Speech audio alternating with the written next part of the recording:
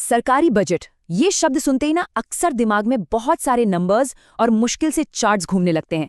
लेकिन अगर मैं कहूँ कि ये असल में पूरे देश की कहानी है, एक ऐसी कहानी कि हमारा पैसा आता कहाँ से है और एक देश के तौर पर हम उसे कहाँ खर्च करने वाले हैं, तो चलिए आज इस पूरे वित्तीय रोड मैप को ना एकदम आसान भाषा में समझते हैं। इसको ना ऐसे सोचकर देखिए, मान लीजिए किसी को पूरे देश के घर का हिसाब किताब रखना है, मतलब आमदनी कहाँ से आएगी और फिर उस पैसे को बच्चों की पढ़ाई, घर के रख रखाव और भविष्य के लिए निवेश में कैसे बांटा जाएगा। बस सरकारी बजट भी एक बहुत बड़े लेवल पर बिल्कुल यही काम करता है। तो अगर तकनीकी भाषा में कहें तो सरकारी बजट क्या है? ये एक सालाना फाइनेंशियल स्टेटमेंट है, मतलब सरकार का आने वाले साल के लिए एक अनुमान कि वो कितना कमाएगी, यानी उसकी आय क्या होगी, और वो कितना खर्च करेगी, यानी उसका व्यय क्या होगा। इसे हम आमतौर पर यूनियन बजट या केंद्रीय बजट भी कहते हैं।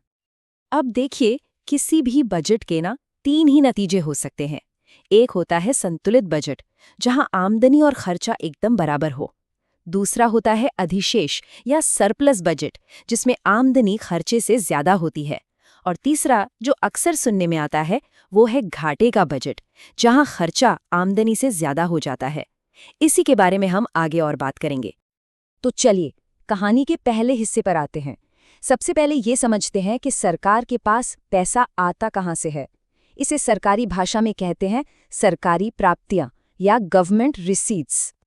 इन प्राप्तियों में जो पहली और सबसे अहम कैटेगरी है, वो है राजस्व प्राप्तियां या रेवेन्यू रिसीट्स। इसको आप सरकार की रेगुलर इनकम समझिए, जैसे किसी की महीने की सैलरी। इस पैसे से ना तो सरकार पर कोई नया कर्ज बनता है और ना ही उसकी कोई संपत्ति बिकती है। तो ये रेगुलर इनकम आती कहाँ से है? इसके 2 बड़े सोर्स हैं। पहला, जो सबसे बड़ा है, वो है टैक्स रेवेन्यू, यानी income tax, corporate tax, GST, इन सब से आने वाला पैसा। दूसरा है नॉन टैक्स रेवेन्यू, जिसमें सरकार को अपने दिए कर्ज पर मिलने वाला ब्याज या सरकारी कंपनियों से मिला मुनाफा शामिल होता है।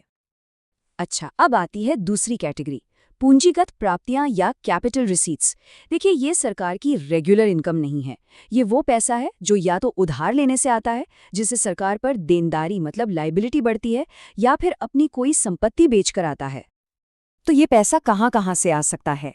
इसमें शामिल है जनता या रिजर्व बैंक से लिया गया उधार, या फिर सरकार ने जो पुराने लोन दिए हुए हैं उनकी वसूली से आया पैसा। और एक बहुत बड़ा जरिया है विनिवेश, यानी जब सरकार किसी सरकारी कंपनी में अपनी हिस्सेदारी बेचती है। तो अगर एकदम आसान भाषा में समझें तो राजस्व प्राप्तियां सरकार की अपनी रेगुलर कमाई है, वहीं पूंजीगत प्राप्तियां या तो एक तरह का उधार है या फिर अपनी कोई पुरानी संपत्ति बेचकर पैसा जुटाना है।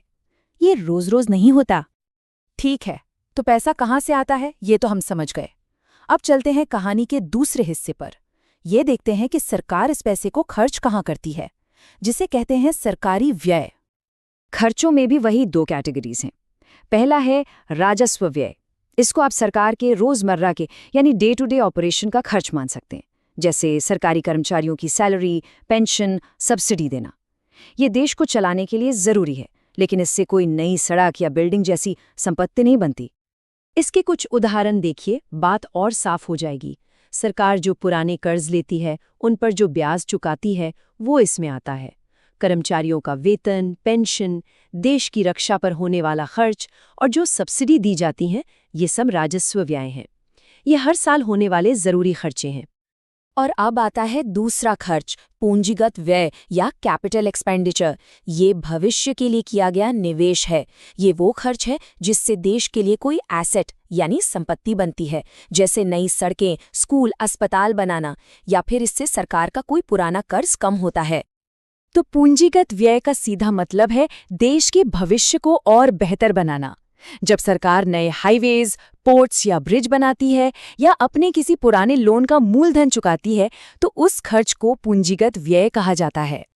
तो एक बार फिर दोनों को आमने सामने रखकर देखें।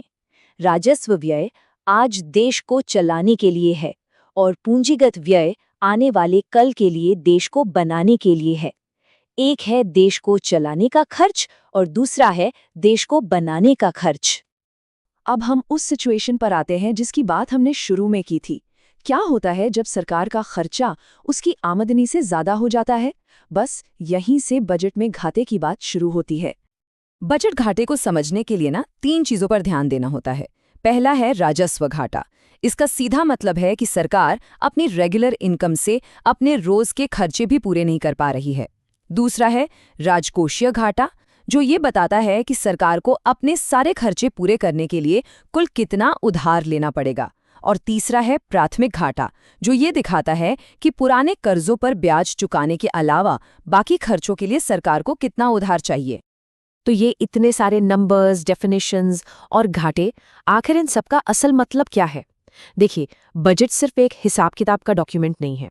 ये एक बहुत ही पावरफुल टूल है जिसके जरिए सरकार अपने बड़े सामाजिक और आर्थिक लक्ष्यों को पूरा करने की कोशिश करती है। सरकार बजट का इस्तेमाल कई बड़े मकसदों के लिए करती है, जैसे अमीरों पर ज्यादा टैक्स लगाकर और जरूरतमंदों को सब्सिडी देकर इनकम की असमानता को कम करना, ये तय करना कि देश के संसाधनों को किन इंडस्ट्रीज में लगाना है, साथ ही महंगाई को कंट्रोल करना, इकोनॉमी को ग्रोथ देना और रोजगार बढ़ाना, ये सब भी बजट के ही अहम उद्देश्य हैं। तो चलिए इस पूरी बातचीत को एक बहुत ही दिलचस्प सवाल के साथ खत्म करते हैं। हमने घाटे की बात की, लेकिन क्या राजकोषीय घाटा हमेशा ही किसी इकोनॉमी के लिए एक बुरी खबर होता है? या फिर क्या कभी-कभी भविष्य में निवेश करने के लिए उधार लेना भी जरूरी हो सकता है? इस पर सोचिएगा जरूर।